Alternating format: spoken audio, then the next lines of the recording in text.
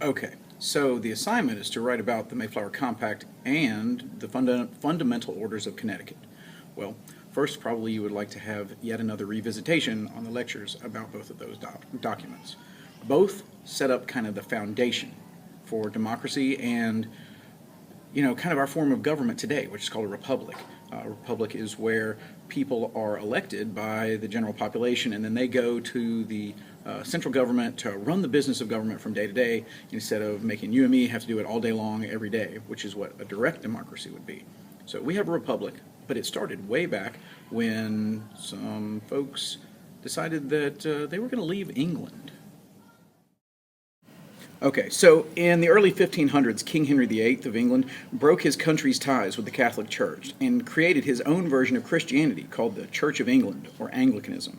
Although there were a lot of English people that approved of the separation from the Catholic Church, many others disagreed, and they wanted to practice their own version of Christianity. They ended up being called dissenters. Dissenters were people that disagreed with an official church. These folks were persecuted for their beliefs. That means they were mistreated because they weren't a member of the national religion. To escape the persecution, they fled to Holland, which people call the Netherlands today, a country that was known for its tolerance or acceptance of other opinions. Eventually, they approach the Virginia Company. They come up with enough cash and they get permission to settle in America. Because the group of separatists traveled so far to gain religious freedom, they later become known as pilgrims. A pilgrim is just any person who's on a religious journey. Now, these people pay for a ride over to Virginia, but unfortunately, they get lost, and they end up landing really far north in an area that's called Massachusetts Bay. When they get there, they're off the coast of what's called Cape Cod, which you can see in a satellite photo above. When they are sitting there on the boat, they know that they've arrived in the wrong place and that there's no law out there. There's no colony. So they decide that they need to create one. They create what's called the Mayflower Compact. The Mayflower Compact helps establish the practice of self-government and majority rule for the rest of American history. It starts this way because they looked to their religious practices of self-determination. In their congregation, if something needed to be done, they would all just kind of hands up, who wants it? If the majority said yes, then everybody followed suit, whether they voted for it or not. That's just kind of direct democracy. They adopt some of these ideas into the Mayflower Compact itself. Each one of the people on the boat had to sign the compact, which was a deal between the colonists of what would soon be called the Massachusetts Bay Colony and the King of England. He wasn't there to sign, but King James was listed several times so that if he ever did read this, because they had survived, he wouldn't show up over there and tell them that they had to move or that they had done the wrong thing. They wanted to make sure they had all their bases covered, and they did. Their document allowed them to create equal laws to apply equally to each person, because they hadn't had that in England.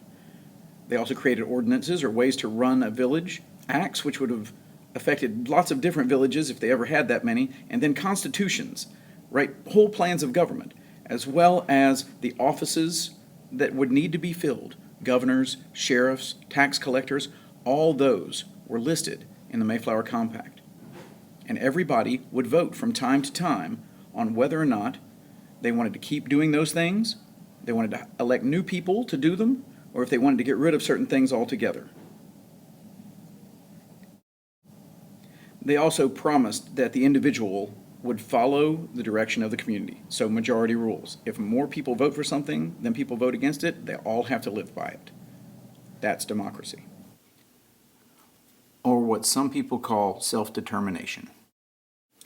In January 1639, the male citizens of 3 townships in Connecticut, Hartford, Windsor, and Westerfield, assembled and drew up what are now known as the Fundamental Orders of Connecticut. This document is often called the first written constitution in America. It actually contains a preamble, or introduction, and a set of laws. They based their set of laws not on the British government that they came from, but they wanted to create an orderly and decent government established according to God. According to God, so they can create order and conduct the affairs of the people on all occasions. This document is really amazing. It comes up with laws and rules and orders for the way that they were going to live their life. One thing that they think of that has never been tried before is to limit the power of the chief executive. They set it up so that he has to be chosen yearly and that other people will have to vet him or kind of make sure that he would do a good job. Those people would be part of the court of election. They would choose the people that would run the colony. But they weren't the only people that had power. They also created this other thing called the general court. The general court would be in charge of making the laws. They kept the powers of the different parts of government separate. That way, one person or one group of people would not become too powerful. Today, we see this same type of approach in our separation of powers with the three branches of government in the American government today.